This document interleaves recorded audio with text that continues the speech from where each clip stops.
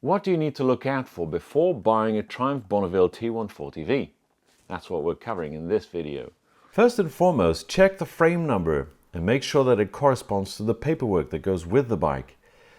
Any discrepancies may result in difficulties in registering the bike to a new owner. You'll find the frame numbers stamped on the front of the frame. There's also a sticker that carries the frame number. And you'll find the engine number, which should be exactly the same as the frame, stamped on the left-hand side of the crankcase. Now, if for some reason the engine number is different than that of the frame, it's a good time to ask the owner why, and to justify with paperwork why the engine has been changed. If you have both the same number on the frame and the engine, then you've got what is called matching numbers. Definitely a plus on the value side of things. With the bike on its center stand and the front wheel off the ground, swing the handlebars from left to right and feel for notchiness coming from the steering head bearings.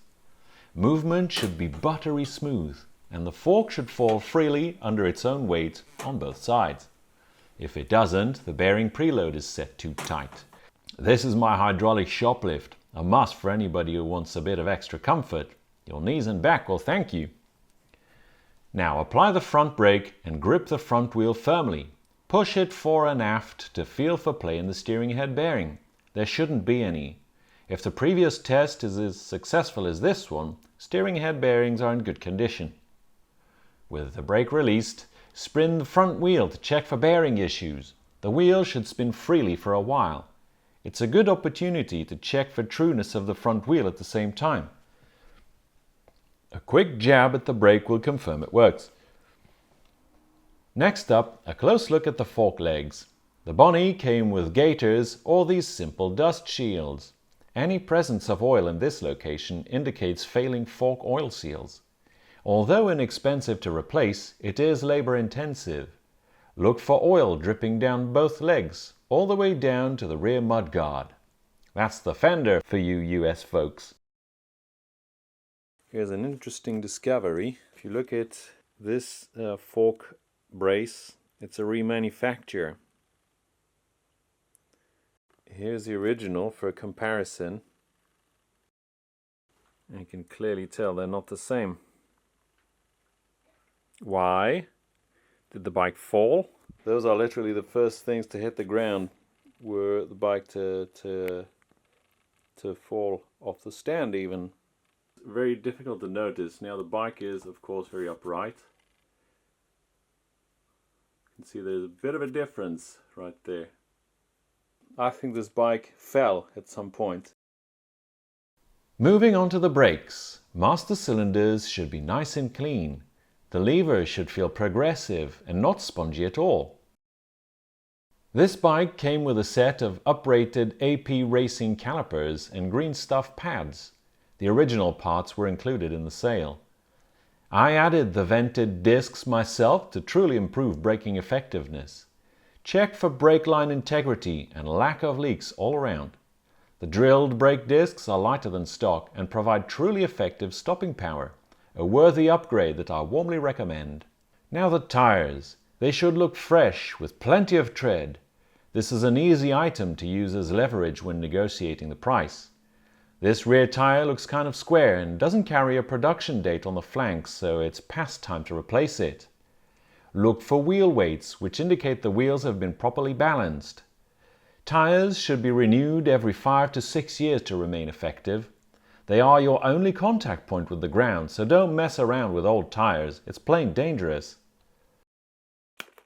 Now let's look at the drive chain. Inspect for proper tension, binding links, and make sure the open link fastener is pointing in the right direction. It's an easy item to service, although messy to perform. Take a look at the sprockets, which should have nice thick teeth. If they look thin and curly, they will need replacing as a set. The one on the gearbox is particularly difficult to get at. Replacement is tedious. Which brings us to the next item, the engine. It should look like this. Oily, but not in excess. And this is what it looks like when it's been cleaned. So if the engine you're looking at looks like this, Don't think, oh, this is great, it's absolutely dry. No, it's a lie. It's just been cleaned. Got the oily deposits, and that's fine. It's an old motorbike. Oil seepage is a normal occurrence on these bikes. Look at the crankcase seam. It should be dry, but don't be surprised to see a tiny drop of oil at the bottom of it. I know this is a thin line to tread on. These bikes have a reputation of marking the spot or sweating a horsepower, but it shouldn't be that remarkable. The base of the cylinder barrels should be dry, and the carburetors as well. Gaskets for these are cheap enough, and replacement isn't that daunting. I'll show you in an upcoming video. This bike has been fitted with an extremely useful oil gauge by the previous owner. If it didn't have one, I would have fitted it myself. It provides me with peace of mind, although the Union gaskets clearly need replacing. This is the state of my engine after roughly 1500 miles. It's as honest as it gets.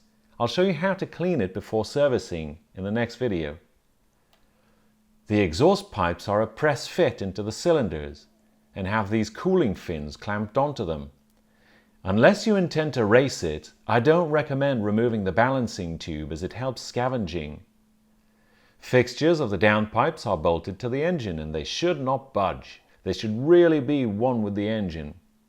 There's one clamp down the line where the mufflers slip on, hanging off the rear foot pegs. These are aftermarket Dunstall replicas which give it a more boisterous sound. Now much lighter than the original mufflers at the same time. Next up, you'll want to look at the rear dampers, which can either be gas or oil-filled depending on the year of manufacture of the bike you're looking at. They have small press-fit bushes at either end, and the bottom ones have collapsed here and need replacing. Nothing major, but worth noting nonetheless. There's no oil leaks here, so they should still be good. The petrol tank should show no signs of rust at the seams. The fuel cocks, also referred to as petcocks or taps, should operate smoothly and not leak. The fuel cocks I have here are not original, they're more recent. The left one is the main and the right is the reserve. Fuel lines should run like so. One line coming down from each fuel cock and one line linking both carbs. They should all be in good condition. I see many people doing this and it just looks ridiculous. You know what it does? It sinks the float.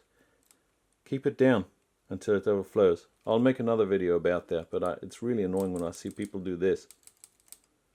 The fuel cap doesn't have a lock, but it should be vented. This one is clearly period correct. This tank is a reproduction unit made by LF Harris and painted in the UK. I have coated it internally with epoxy resin so it won't rust. You can tell it's a repro tank by the pinstripe painted by means of masks. Originally the pinstriping was done by hand. I remember on my father's Triumph where you could tell in some areas the paint had slightly faded away. It was beautiful. It had a beautiful patina to it. Definitely a plus in my book. You can also tell it has been resprayed by the tiny bit of ivory color that can be spotted under the brow of the badge. An original paint job won't have this. A tiny detail worth looking out for. Under the seat you should find a sticker summarizing all the important specifications you need to service the bike. These stickers are available in case yours is missing. And this little gem is a tribute to my late father as it's from the business he ran when I was born. It has nothing to do with this bike, but it means a lot to me.